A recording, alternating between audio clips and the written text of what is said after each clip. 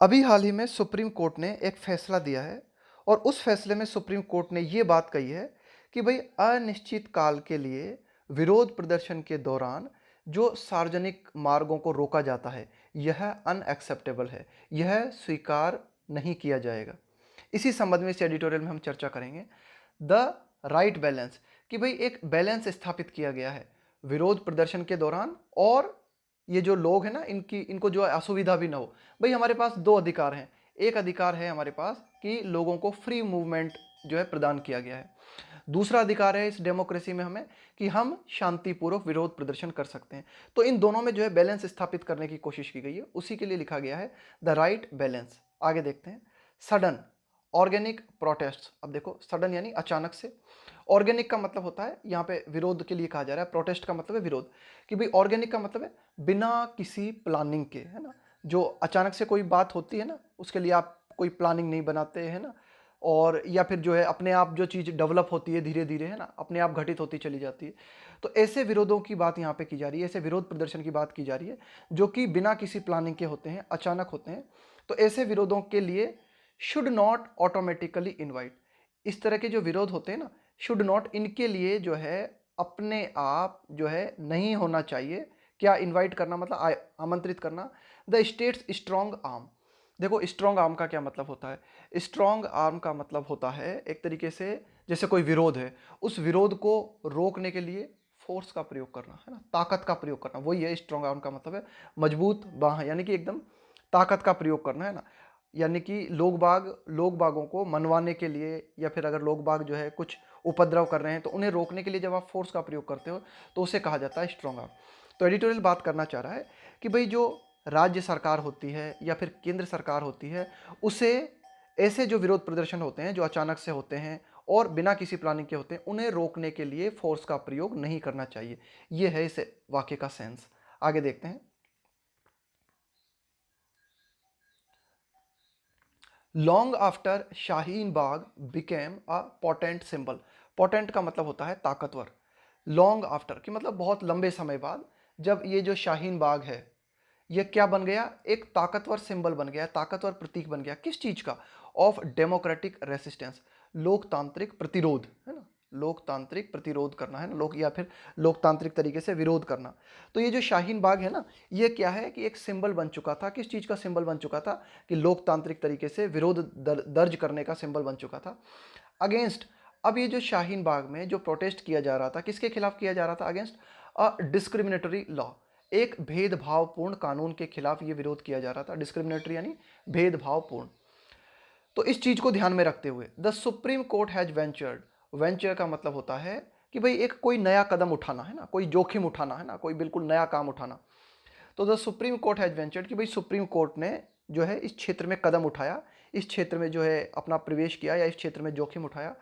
To hold, और supreme court ने इस बात को बरकरार रखा है ना, कि इस बात को कहा है to hold that any such indefinite blockade, कि भाई अगर इस तरह के शाहीन बाग के दौरान हमें जो देखने को मिला था ना, कि भाई पूरी तरीके से जो है रोड को ब्लॉक कर दिया गया था, तो यही सुप्रीम कोर्ट ने इस क्षेत्र में देखते हुए और इस बात को जो है सुप्रीम कोर्ट ने रखा है ना।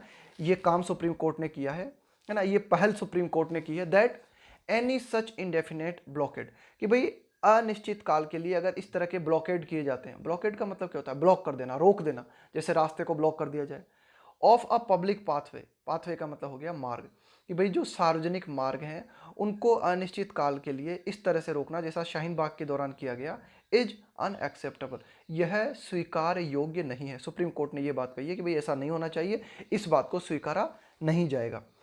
And that the administration ought to, देखो ऑट टू और शुड दोनों का मतलब एक होता है, दोनों का मतलब होता है चाहिए, लेकिन शुड की जगह हम ऑट टू का प्रयोग करते हैं जब हमें नैतिक जिम्मेदारी की बात करनी हो।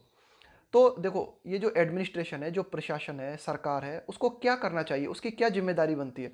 Ought to take actions to remove, कि भाई जो प्रशासन है उसकी ये जिम्मेदारी बनती है, उसे क्या करना चाहिए? उसे कदम उठाने चाहिए। To take action to remove, remove का मतलब है हटाने के लिए, टू रिमूव यानी हटाने के लिए। किस चीज को हटाने के लिए? एनक्रोचमेंट, एनक्रोचमेंट का मतलब होता है अतिक्रमण कर लेना, कि भाई जो पब्लिक जगह है उस पर अगर कोई व्यक्ति अतिक्रमण कर ले, है ना, तो इसे कहा जाता है एनक्रोचमेंट्स। एंड ऑब्स्ट्रक्शंस का मतलब है बाधाएं। प्लेस्ड ड्यूरिंग सच प्रोटेस्ट, है ना। प्लेस भाई क्या होता है कि जब इस तरह के जो प्रोटेस्ट होते हैं, जैसा कि शाहीन बाग के दौरान हमें देखने को मिला, इस तरह के प्रोटेस्ट के दौरान अगर सरकार देखती है कि भाई लोगों के द्वारा इंक्रोचमेंट किया जा रहा है, लोगों के द्वारा जो है ऑब्स्ट्रक्शंस, बाधाएं पैदा की जा रही हैं, है ना, पब्लिक एक्टिविटी में बाधाएं पैदा की जा रही हैं, तो प्रशासन का ये दायित्व बनता है कि सरकार जो है क्या करे, इस तरह के एनक्रोचमेंट को और इस तरह के ऑब्स्ट्रक्शंस को हटाए। द कोर्ट्स असर्शन, देखो असर्शन का मतलब होता है अपनी बात को मजबूत तरीके से कहना। तो कोर्ट ने किस बात को मजबूत तरीके से कहा है? द कोर्ट्स असर्शन वाज, भाई कोर्ट का ये कहना था और कोर्ट ने मजबूती के साथ इस बात को रखा। The courts assertion was made, court ने अपनी मेड मतलब बनाया, या कोर्ट ने अपने रिमार्क को कहा, इवन वाइल, है ना, इवन वाइल, है ना, इवन का मतलब साथ में, जबकि, एप्रिशिएटिंग, देखो कोर्ट ने, ठीक है, ये बात कही, क्या बात कही कि भाई ये जो हमारे पब्लिक पाथवे होते हैं इनको ब्लॉक नहीं किया जाना चाहिए, साथ ही साथ इवन वाइल, इसी दौरान, है ना, वाइल का हम प्रयोग करते हैं जबकि के सेंस में, यानी कि दो वाक्यों को जब हम, दो घटनाएं जब साथ साथ होती है ना, तो उनको हम वाइल से कनेक्ट करते हैं। तो कोर्ट ने एक और तो बात कही कि भाई पब्लिक पाथवे जो है इन्हें ब्लॉक नहीं किया जाना चाहिए। दूसरी बात पब्लिक ने क्या, कोर्ट ने क्या कही? अप्रिसिएटिंग द एग्जिस्टेंस, अप्रिसिएटिंग का मतलब है प्रशंसा करते हुए, एग्जिस्टेंस का मतलब है अस्तित्व, of the right to peaceful protest against a legislation. साथ ही जो है सुप्रीम कोर्ट के द्वारा प्रशंसा की गई किस चीज की? अस्तित्व की, होने की, किसके होने की? राइट टू पीसफुल प्रोटेस्ट, कि भाई शांतिपूर्ण तरीके से विरोध करने का जो अधिकार है, कि भाई लेजिस्लेशन, लेजिस्लेशन का मतलब होता है कानून, कि भाई किसी भी कानून के खिलाफ शांतिपूर्ण तरीके से विरोध करने का जो अधिकार है ना, तो इस अधिकार का होना, इस अधिकार का एग्जिस्टेंस जो है, इसकी प्रशंसा भी सुप्रीम कोर्ट ने की। आगे देखते हैं। On the face of it, on the face of का मतलब होता है ऊपरी तौर पे, अगर हम देखें, है ना, तो ऊपरी तौर पर ऐसा दिखाई देता है, on the face of it the courts view, कि भाई कोर्ट ने जो अपने विचार रखे हैं, है ना, कोर्ट का जो विचार है, अराइसिस, यह पैदा होता है, ये कहां से उठता है ना, अराइस का मतलब उठना, उदय होना, पैदा होना, कि भाई ये जो कोर्ट का जो विचार है ये कहां से उठा है, कोर्ट में, कोर्ट ने ये जो विचार दिया है ये कहां से उठा है, कोर्ट में, कोर्ट का ये विचार arises from a straight forward, straight forward का मतलब होता है बिल्कुल स्पष्ट, है ना, बिल्कुल एकदम सीधा, from a straightforward balancing of two contrasting rights. देखो कॉन्ट्रास्ट का मतलब क्या होता है? कॉन्ट्रास्ट का मतलब होता है जब दो चीजें विरोध में होती हैं, एक दूसरे के विरोधाभासी होती है ना, दो चीजें या दो बातें या दो सिचुएशन या दो व्यक्ति, तो उसके लिए हम प्रयोग करते हैं कॉन्ट्रास्ट शब्द का। तो दो अधिकार हैं, राइट्स का मतलब यहाँ पे अधिकार है, कि दो अधिकार हैं, है ना, और उन दो अधिकारों में सीधा सीधा विरोध हमें देखने को मिलता है। तो इस विरोध के मद्देनजर कोर्ट ने अपनी बातें रखी। कौन कौन से अधिकार हैं? द राइट टू प्रोटेस्ट, एक अधिकार है लोकतंत्र में हमें कि हम जो है विरोध प्रदर्शन कर सकते हैं, and the right to free movement, और दूसरा हमारा अधिकार है कि हम कहीं भी, अगर लोकतांत्रिक देश में है तो फ्री मूव कर सकते हैं, हम कहीं भी आ जा सकते हैं। तो ये जो दोनों अधिकार हैं ना, इन दोनों अधिकारों में बैलेंस करने की बात जो है सुप्रीम कोर्ट ने कही, और ये दोनों बातें विरोधाभासी है। क्यों? क्योंकि जब आप प्रोटेस्ट करते हो तो आपने सड़क रोक दी, अब अगर सड़क रोक दी आपने तो लोगों का फ्री मूवमेंट रुक गया, तो एक अधिकार की रक्षा हुई और दूसरा अधिकार जो है रह गया। तो इन दोनों में एक बैलेंस होना जरूरी है कि भाई आप प्रोटेस्ट भी कर सको और लोगों का फ्री मूवमेंट भी बाधित ना हो। हाउएवर, हालांकि मूट क्वेश्चन, मूट क्वेश्चन का मतलब होता है विवादास्पद प्रश्न। मूट क्वेश्चन का मतलब होता है कि भाई ये प्रश्न जो है ना ये विवादास्पद है। कौन सा प्रश्न है? Moot question is whether the manner and content of a protest, कि भाई कोई भी विरोध जो किया जाता है, विरोध प्रदर्शन जो किया जाता है, वो किस तरीके से किया जाता है, किस मैनर में किया जा रहा है।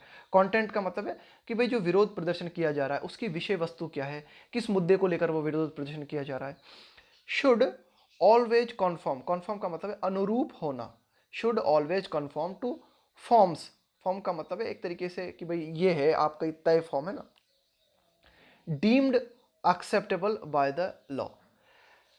हाउएवर, हालांकि एक मूट प्रश्न, एक विवादास्पद प्रश्न जो है वो ये कि भाई कोई भी विरोध प्रदर्शन किया जाता है, उसका विषय वस्तु और किस तरीके से वो किया जाता है, क्या अनुरूप होना चाहिए। शुड ऑलवेज कन्फर्म, कि क्या विरोध हमेशा से अनुरूप होना चाहिए, क्या विरोध उस फॉर्म में होना चाहिए। डीम का मतलब है मानना, डीम का मतलब होता है मानना, एक्सेप्टेबल मतलब स्वीकार, किसी चीज को स्वीकार करने के योग्य मानना, कि भाई कानून जिस तरीके को स्वीकार करने के योग्य मानता है, क्या उसी तरीके से विरोध किया जाना चाहिए? यह एक विवाद का प्रश्न है। क्यों? क्योंकि जब विरोध प्रदर्शन होते हैं वो तो किसी भी बात को लेके हो सकते हैं, वो कानून की हदों में रह के थोड़ी होते हैं। मतलब ऐसा थोड़ी है कि भाई जो कानून ने जिन चीज़ को उचित ठहरा रखा है उसी प्रकार से होंगे।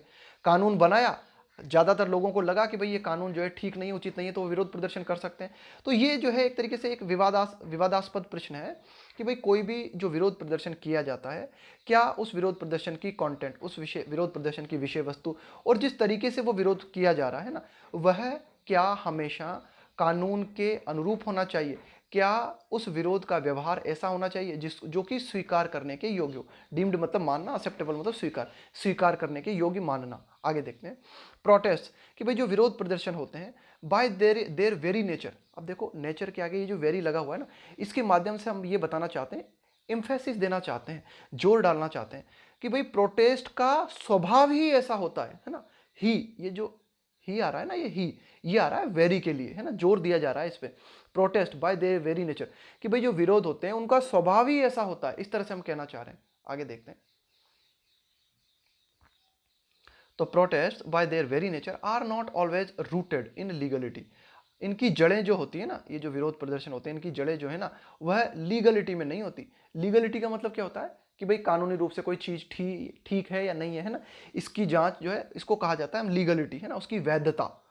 तो यही एडिटोरियल कहना चाह रहा है कि भाई जो प्रोटेस्ट होते हैं बाय देयर वेरी नेचर, उनका स्वभाव ऐसा होता है कि वे जो है ज़्यादातर केसेस में जो है वे लीगल इलीगल के दायरे से बाहर होते हैं।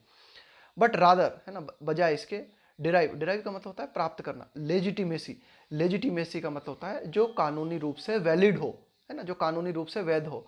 Legitimacy from the rightness of the underlying cause, कि भाई प्रोटेस्ट जो है उनको कानूनी रूप से आप उचित कह सकते हो, वे अपनी कानूनी मान्यता को प्राप्त करते हैं कहाँ से? राइटनेस का मतलब है ठीक होना, ऑफ द अंडरलाइंग का मतलब है निहित होना, कॉज का मतलब है कारण। कि भाई प्रोटेस्ट जिस बात को लेके किया जा रहा है, जिस कारण के आधार पर प्रोटेस्ट किया जा रहा है, उस कारण में निहित होती है कि भाई ये जो प्रोटेस्ट है ये वैध है या अवैध है। And the extent of public support. अब जैसे कोई विरोध किया जा रहा है, उस विरोध को, एक्सटेंट का मतलब है सीमा, किस हद तक, एक्सटेंट का मतलब है किस हद तक, एक्सटेंट ऑफ पब्लिक सपोर्ट, कि भाई कोई भी विरोध जो किया जा रहा है उसे किस हद तक पब्लिक का सपोर्ट मिल रहा है, उस विरोध में कौन सी बातें जो है निहित हैं, इन सब के माध्यम से आप कह सकते हो, तब जाके इन सब आधारों पे जो है आप किसी प्रोटेस्ट को जो है उसको लेजिटिमेट ठहरा सकते हो। ये डिटेल कहना चाह रहा है।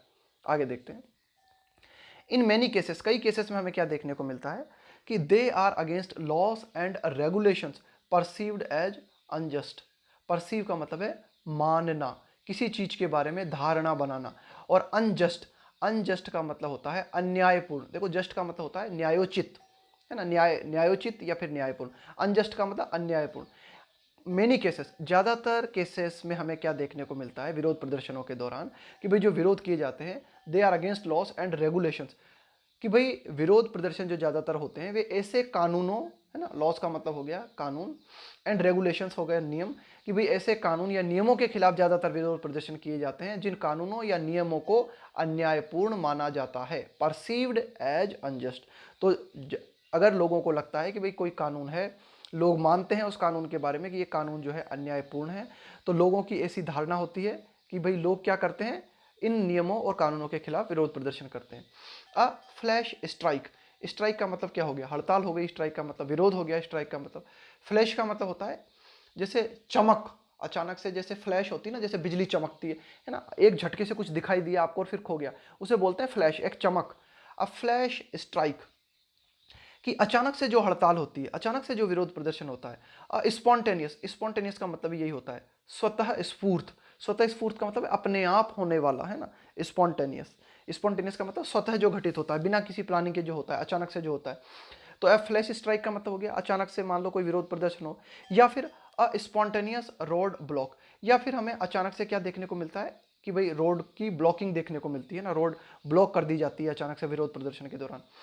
A call for a complete shutdown, है ना, विरोध प्रदर्शन के दौरान देखने को मिलती है हमें सारी की सारी घटनाएं। अ कॉल फॉर का मतलब है पब्लिकली डिमांड करना, है ना, कि भाई सार्वजनिक रूप से डिमांड करना, कि अचानक विरोध प्रदर्शन के दौरान हमें देखने को मिलता है कि भाई डिमांड की जाती है, किस चीज़ की डिमांड की जाती है, कंप्लीट शटडाउन की। विरोध प्रदर्शन के दौरान हमें कभी कभी देखने को मिलता है कि भाई कहा जाता है कि कंप्लीट शटडाउन, है ना, पूरी तरीके से बंद कर दिया जाए मार्केट को। और अ कैंपेन, कैंपेन का मतलब है अभियान, और विरोध प्रदर्शन के दौरान हमें कभी कभी अभियान देखने को मिलता है टू फिल अप जेल्स, कि लोग बाग जो है क्या करते हैं, जेल को भरते हैं, है ना, अपनी गिरफ्तारी देते हैं। बाय डिफाइंग, डिफाइंग का मतलब है विरोध करते हुए। प्रोहिबिटरी ऑर्डर्स, प्रोहिबिटरी का मतलब है निषेधात्मक ऑर्डर्स, कि भाई सरकार के जो कुछ निषेधात्मक आदेश होते हैं उन आदेशों का विरोध करते हुए कभी कभी लोग बाग क्या करते हैं, जेल भरो आंदोलन चलाते हैं, कभी कंप्लीट शटडाउन करते हैं, कभी रोड ब्लॉक करते हैं। तो ये सारी की सारी बातें जो है ना, ये हमें जो है कई बार जो है एक अचानक से हमें देखने को मिलती है विरोध प्रदर्शन के दौरान ना। लेकिन इनमें से जो सारी की सारी जो बातें हैं, ईच ऑफ दीज, इनमें से प्रत्येक की बात अगर हम करें, is not in a strict sense, strict का मतलब है एक कठोर सेंस में अगर हम बात करें ना, लीगल, तो ये सारी की सारी बातें कोई लीगल थोड़ी हैं कि भाई जो भी बात हमने की, शट डाउन करना है, जेल भरना है, रोड ब्लॉक करना है, ये सारी की सारी बातें कानूनी थोड़ी हैं। बट लेकिन एट द सेम टाइम, है ना, लेकिन एट द सेम टाइम हमें साथ ही साथ इस बात को भी ध्यान रखना चाहिए, it is an inevitable, inevitable का मतलब होता है अपरिहार्य, अपरिहार्य का मतलब होता है कोई ऐसी बात जिससे आप बच ना सको, है ना, जो जरूरी हो, नितांत जरूरी हो। It is an inevitable part of the culture of protest in a democracy. लेकिन जो संस्कृति है ना, कि कौन सी संस्कृति, प्रोटेस्ट, विरोध दर्ज करने की जो यानी कि डेमोक्रेसी जो है उसका कल्चर है क्या, विरोध करना। और विरोध करने का एक अनिवार्य हिस्सा है, विरोध करने का अनिवार्य हिस्सा है क्या, शट डाउन कर देना, रोड ब्लॉक कर देना, जेल भर देना। ये सारी चीजें जो ना, ठीक है ये लीगल नहीं है, लेकिन विरोध प्रदर्शन के दौरान ये चीजें होती ही होती हैं, ये इनएविटेबल है, इनसे आप बच नहीं सकते। डेमोक्रेसी का कल्चर है, तो डेमोक्रेसी के कल्चर में ऐसा होता ही है कि अगर विरोध होगा तो ये सारी की सारी बातें हमें देखने को मिलेंगी। आगे देखते हैं।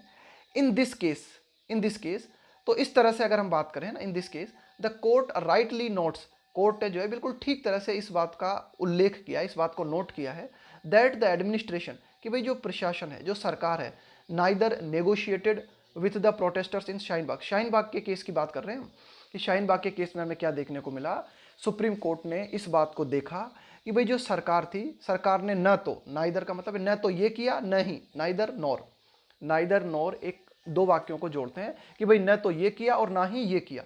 न तो सरकार ने क्या किया, नेगोशिएट, नेगोशिएट का मतलब होता है बातचीत करके किसी मुद्दे का हल निकालना, है ना, उसे कहा जाता है नेगोशिएट करना।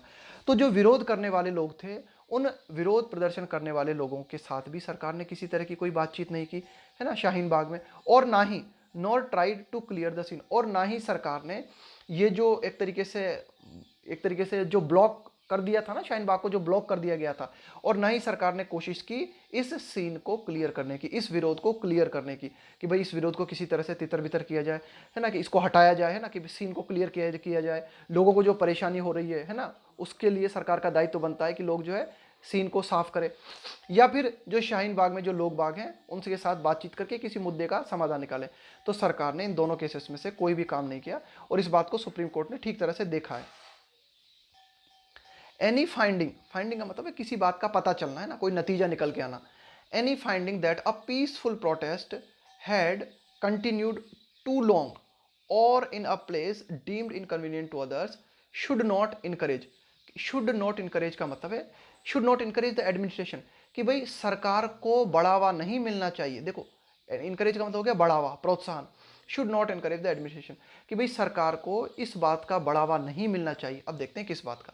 एनी फाइंडिंग, कि भाई कोई भी किसी भी जगह आपको ये बात पता चलती है कि शांतिपूर्ण तरीके से प्रोटेस्ट किया जा रहा है, हैड कंटिन्यूड टू लॉन्ग, कि भाई शांतिपूर्ण तरीके से कोई भी विरोध जो है बहुत लंबे समय तक चला था, या फिर ऑन ए प्लेस, या फिर एक ऐसी जगह पर, डीम्ड का मतलब है ऐसी प्लेस जिसे माना जाता है, डीम का मतलब है मानना, इनकन्वीनियंट का मतलब है असुविधाजनक, टू अदर्स, कि भाई कोई भी विरोध जो कि ऐसी जगह पे चला था जो कि लोगों के लिए असुविधाजनक मानी जाती है, शांतिपूर्ण तरीके से लंबे समय तक चला था, तो सिर्फ इस बात से, है ना, इस नतीजे से सरकार को ये प्रोत्साहन नहीं मिल जाना चाहिए कि सरकार जो है चाहे, सीख का मतलब है चाहना, कि क्या क्या चाहे सरकार, टू सीक अर्ली कर्ब, कर्ब का मतलब होता है रोक, है ना। अर्ली का मतलब है जल्दी से जल्दी रोक लगा देना किसी भी विरोध पे। On the freedom of assembly, on the freedom of assembly, assembly का मतलब है लोगों का इकट्ठा होना, है ना। लोगों का जो जुटाव होता है ना एक जगह, उसे कहा जाता है असेंबली। कि भाई लोगों को एक साथ एकजुट होने की, है ना, असेंबली बनाने की लोगों को फ्रीडम है, असेंबली बनाने की लोगों को स्वतंत्रता है।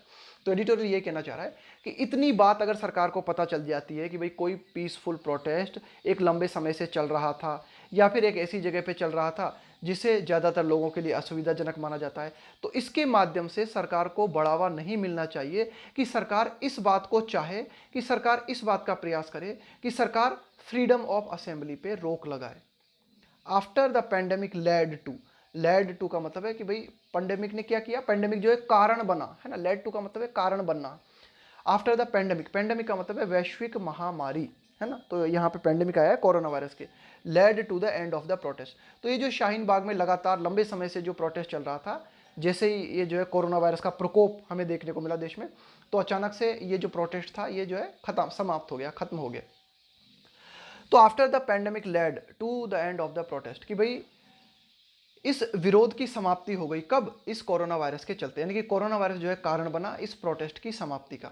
देयर वाज लिटिल लेफ्ट, इसके बाद में कुछ बचा ही नहीं था। अगर यहाँ पे लिखा होता ना अ लिटिल लेफ्ट, इसका मतलब है काफी कुछ बचा हुआ था। तो जब पेंडेमिक इस देश में प्रकोप के रूप में फैली, तो अचानक ये प्रोटेस्ट जो था वो तितर बितर हो गया और इसके बाद में कुछ बचा ही नहीं। देयर वाज लिटिल लेफ्ट का मतलब कुछ नहीं बचा फॉर एडजुडिकेशन। एडजुडिकेशन का मतलब होता है न्याय निर्णयन, है ना। अदालत में कोई केस होता है ना, उस केस को जब पूरी तरीके से उसका निपटान किया जाता है तो उसे कहा जाता है, उस प्रोसेस को कहा जाता है एडजुडिकेट करना, है ना। तो एडजुडिकेशन का मतलब है न्याय निर्णय। कि भाई जब विरोध प्रदर्शन जो चल रहा था वो पूरा तितर बितर हो गया, तो इसके बाद फिर इसमें न्याय निर्णय में करने में कुछ बचा ही नहीं। एंड द कोर्ट्स रिमार्क्स, और सुप्रीम कोर्ट ने जो टिप्पणियां की, है ना, रिमार्क्स का मतलब है जो भी कमेंट किए, might come across as a gratuitous offering, है ना। माइट कम अक्रॉस, कि भाई कम अक्रॉस का मतलब है अचानक से, ये जो है आप कह सकते हो कि अचानक से सुप्रीम कोर्ट के ये जो रिमार्क्स है ये हमारे सामने आए, है ना। तो देखते हैं। तो ये जो कुल मिला के डिटेल कहना है कि भाई विरोध समाप्त हो गया पेंडेमिक के चलते, तो फिर इस केस में कुछ बचा ही नहीं, लेकिन फिर भी सुप्रीम कोर्ट ने ये जो टिप्पणियां की, शायद, है ना, संभवतया शायद ये टिप्पणियां जो है इस रूप में आई सरकार के लिए। किस रूप में आई सरकार के लिए? ग्रेट्यूटस। ग्रेट्यूटस का मतलब होता है नॉट नेसेसरी, है ना। कि भाई जिसकी आवश्यक नहीं थी, है ना, मतलब बिना किसी कारण के, है ना। यानी कि ये जो सुप्रीम कोर्ट के द्वारा जो टिप्पणी की गई है ना, फिर ये कोई जरूरी नहीं थी, ये बिना किसी कारण के जो है टिप्पणी की सुप्रीम कोर्ट ने। ऑफरिंग, ऑफरिंग का मतलब होता है भेंट, चढ़ावा, भेंट टू एडमिनिस्ट्रेशन। तो सुप्रीम कोर्ट के द्वारा जो कुछ रिमार्क्स किए गए हैं ये प्रशासन के लिए एक तरह की भेंट है, और ये भेंट जो है ना बिना किसी कारण के हैं, क्योंकि विरोध तो खत्म हो ही गया था। लुकिंग टू डिलेजिटिमाइट प्रोटेस्ट, कि भाई एडमिनिस्ट्रेटर्स, एडमिनिस्ट्रेटर्स यहाँ पे आया सरकार के लिए। सरकार जो कि चाह रही है, जो कि देख रही है टू डिलेजिटिमाइज प्रोटेस्ट, है ना। डिलेजिटिमाइज का मतलब होता है किसी चीज को गैर कानूनी बना देना। कि भाई सरकार जो कि विरोध प्रदर्शन को गैर कानूनी बनाने पर तुली हुई है, उसके लिए सुप्रीम कोर्ट के द्वारा जो टिप्पणियां की गई, वे टिप्पणियां एक तरीके से भेंट के रूप में है ना। कि भाई एक तरीके से सरकार के पक्ष में आ गई बात अचानक से, और विरोध, देखो ये केस जो था ये कि पूरा की पूरा निमट गया कोरोना वायरस के चलते, सारा मामला जो है तितर बितर हो गए, लोग बाग, मामला समाप्ति हो गया। लेकिन फिर भी सुप्रीम कोर्ट ने इस केस को अपने हाथ में लिया और इस केस से संबंधित कुछ महत्वपूर्ण टिप्पणियां की, और ये जो टिप्पणियां है ना काफी हद तक सरकार के पक्ष में है। तो ये जो टिप्पणियां है एक तरीके की भेंट है, किसके लिए? सरकार के लिए, और ये भेंट है बिना किसी कारण के। आगे देखते हैं। Following the earlier judgement, earlier judgement का मतलब हो गया निर्णय, अर्लियर का मतलब है पहले के निर्णय।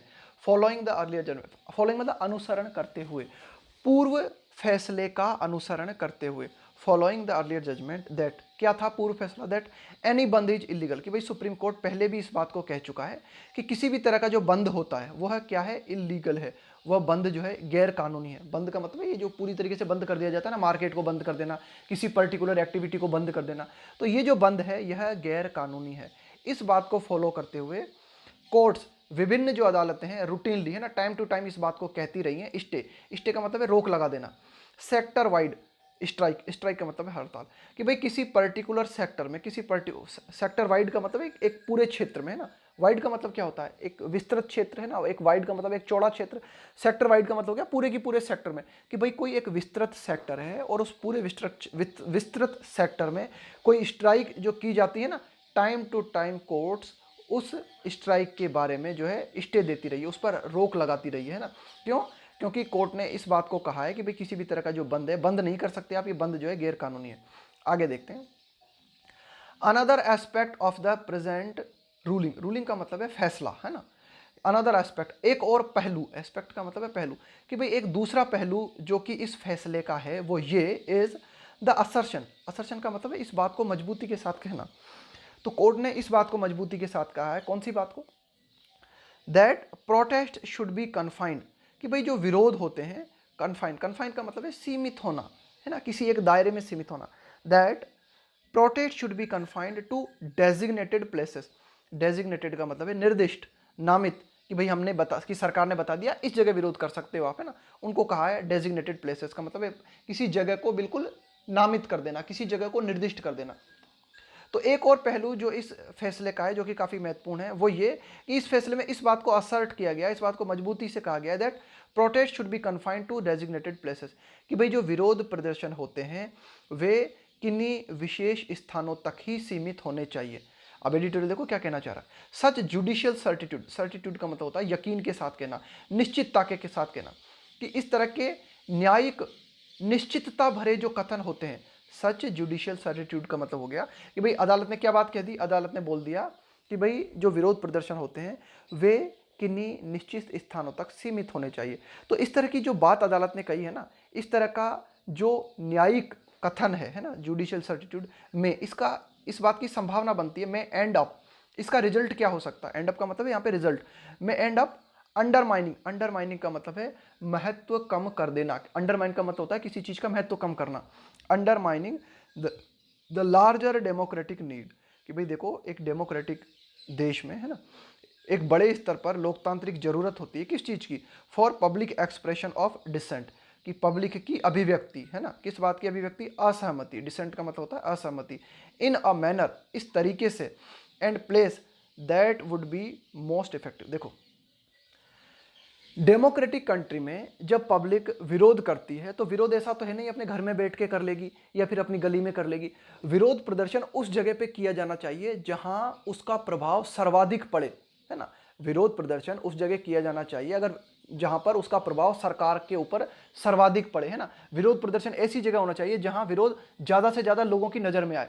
लेकिन अब कोर्ट ने एक बात कह दी, क्या बात कह दी कोर्ट ने इस बात को कह दिया और बड़ी निश्चितता के साथ कहा है कोर्ट ने कि भाई जो विरोध प्रदर्शन होते हैं वे कुछ निश्चित जगहों पे किया जाना चाहिए। तो ये बात जो है थोड़ी सी गलत नहीं है, इस बात के माध्यम से जो है ऐसा नहीं है कि भाई ये जो प्रोटेस्ट हैं ये जो है दब जाएंगे, ये डिटेल कहना चाह रहा है कि इस तरह की जो जुडिशियल सर्टिट्यूड है, यानी कि इस तरह की जो न्यायिक यकीन के साथ कही गई बातें हैं उनका रिजल्ट ये हो सकता है कि महत्व कम हो सकता है। किसका महत्व कम हो सकता है? कि भाई डेमोक्रेटिक नीड है, हमारी लोकतांत्रिक जरूरत है, पब्लिक एक्सप्रेशन का मतलब है लोगों की अभिव्यक्ति, कि भाई लोग जो है अगर अपनी असहमति को व्यक्त करना चाहते हैं, है ना, तो सरकार, तो अदालत के इस फैसले के बाद जो है लोग बाग उस तरीके से और उस प्लेस पर अपनी अभिव्यक्ति नहीं कर पाएंगे जो कि सर्वाधिक प्रभावी हो। ये एडिटोरियल कहना चाह रहा है। आगे देखते हैं। वाइल नोटिफाइड डेमोन्स्ट्रेशंस, वाइल जबकि नोटिफाइड डिमॉन्स्ट्रेशंस का मतलब हो गया प्रदर्शन, नोटिफाइड का मतलब है ऐसा विरोध प्रदर्शन जिसके बारे में पहले से सूचना सरकार को दे दी जाती है ना।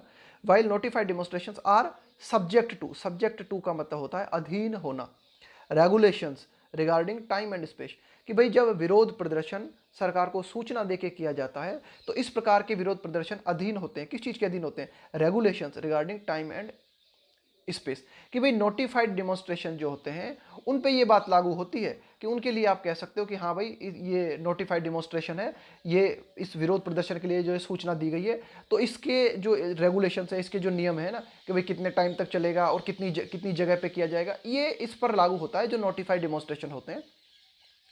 It may not be possible, है ना, तो लेकिन यह इनके लिए संभव नहीं हो सकता, it may not be possible to extend, लेकिन इस बात को आप विस्तार नहीं करते, एक्सटेंड का मतलब है और ज़्यादा फैला देना, और ज़्यादा विस्तार कर देना।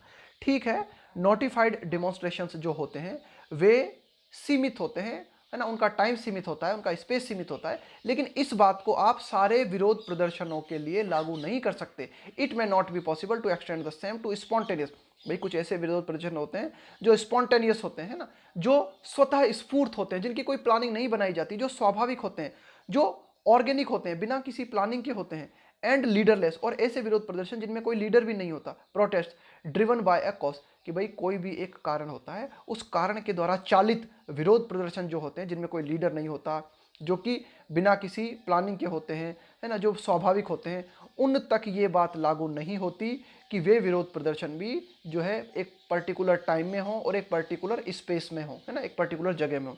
द रूलिंग, तो सुप्रीम कोर्ट का ये जो फैसला है, शुड नॉट फॉर्म, ये आधार नहीं बन जाना चाहिए।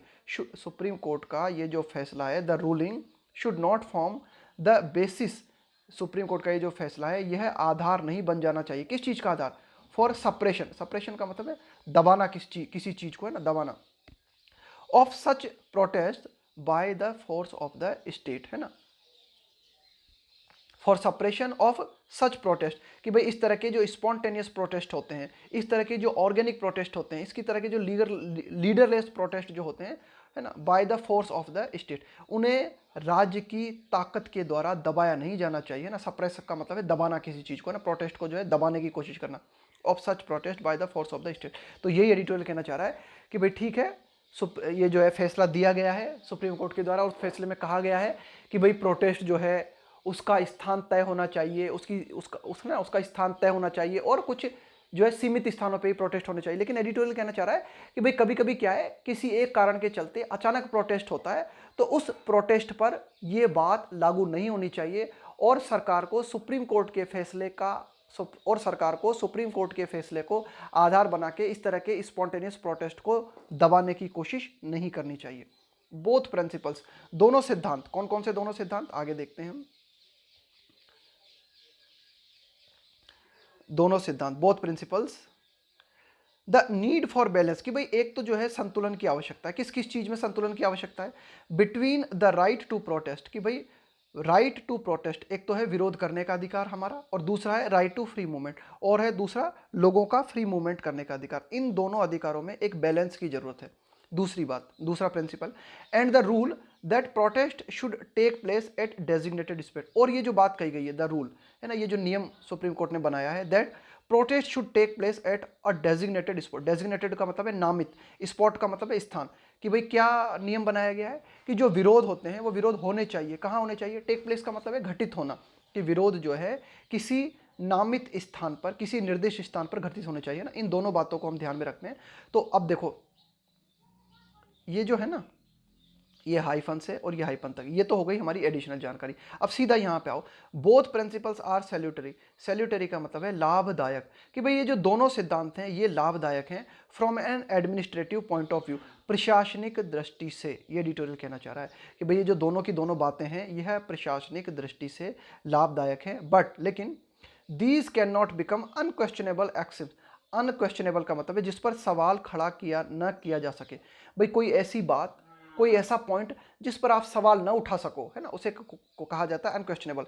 एक्सिम्स का मतलब हो गया सूक्ति, सूक्ति का मतलब है कोई बात, है ना, जिससे कि बिल्कुल आप बोल दो कि भाई ये तो एक तरीके से वेद वाक्य है, ये तो, है ना, ये तो एक्सिम है, मतलब एकदम सूक्ति है ये तो एडिटोरियल कहना है कि भाई ये जो दोनों की दोनों प्रिंसिपल हैं, ये दोनों की दोनों प्रिंसिपल जो है प्रशासन के लिए लाभदायक हैं, लेकिन ये दोनों प्रिंसिपल ऐसे नहीं है कि आप इन प्रिंसिपल्स के ऊपर सवाल न उठा सको।